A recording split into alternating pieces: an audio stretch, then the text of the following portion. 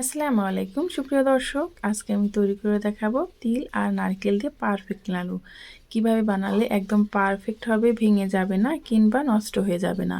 আর দেখতেই পারছেন নাড়ুগুলো কত সুন্দর আর কতটা পারফেক্ট আর লোভনীয় লাগছে। আমি আপনাদেরকে একটা ভেঙে দেখাচ্ছি এটার ভিতরটা কীরকম হয়েছে, আর খেতে কিন্তু ভীষণই মজা হয়েছে। তো চলুন আমি এই পারফেক্ট নাড়ুটা কিভাবে তৈরি করেছি সেটাই আপনাদের মাঝে শেয়ার করি। প্লিজ সবাই একটি লাইক দিয়ে ভিডিওটি কন্টিনিউ করবেন। প্রথমে আমি এখানে নিয়ে নিলাম 2 কাপ পরিমাণ সাদা তিল। এখন এই সাদা তিলটাকে আমি হালকা আঁচে রেখে 2 থেকে 3 মিনিট ভেজে নেব, যাতে করে সুন্দর একটা ঘ্রাণ বের হয়। তারপর যখন 2 থেকে 3 মিনিট ভাজা হয়ে যাবে হালকা মিডিয়াম আঁচে, এটা কিন্তু তিলটাকে পুড়ে ফেলা যাবে না। দেখতে পাচ্ছেন আমার তিলটা কিন্তু একদমই সাদা রয়ে গেছে। এখন আমি এর ভেতর দিয়ে দেব 2 কাপ পরিমাণ নারকেল কোড়া। আমি এখানে 2 কাপ তিলের জন্য আমি এখানে 2 কাপ পরিমাণ নারকেল কোড়া ব্যবহার করেছি।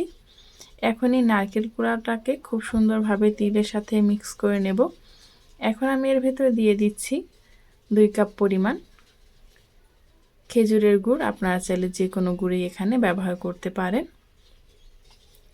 এখন এই সবগুলো উপকরণ একসাথে দিয়ে আমি ভালোভাবে মিক্স করে নেব।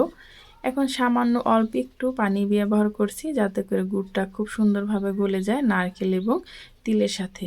এখন এটাকে মিডিয়াম আঁচে রেখে ভালোভাবে এটাকে ভেজে নিতে হবে, কিংবা এটাকে সুন্দরভাবে আঁশিয়ে নিতে হবে, যাতে করে নারকেল এবং গুড় তিল সব একভাবে আঠালোভাবে হয়ে যায়।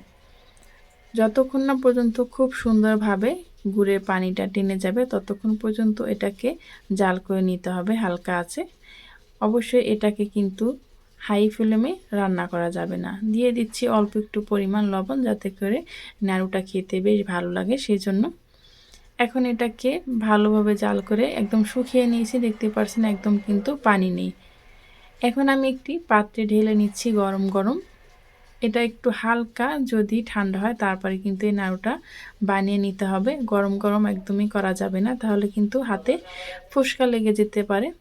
এখন আমি যেহেতু একটু ঠান্ডা হয়েছে, তারপর আমি এটাকে একটু চামচ দিয়ে গোল গোল শেপ করে নিচ্ছি, যাতে করে এটাকে আমার বানাতে খুব সহজ হয়। আবার একদম ঠান্ডা হয়ে গেলে কিন্তু এই নাড়ুটা হবে না। এটা কিন্তু হালকা গরম থাকাকালীনই এটাকে তৈরি করে নিতে হবে। এখন আমি হাতের সাহায্যে দেখতে পারছেন কিভাবে করে নিচ্ছি।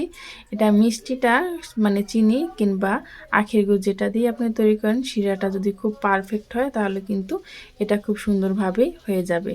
আপনারা চাইলে পাশে কিন্তু একটা পাত্রে পানি নিতে পারেন, পানির ভিতরে হাতটা চুবিয়ে চুবিয়ে এভাবে করে গোল গোল করে লালুর শেপটা তৈরি করে নিতে পারেন।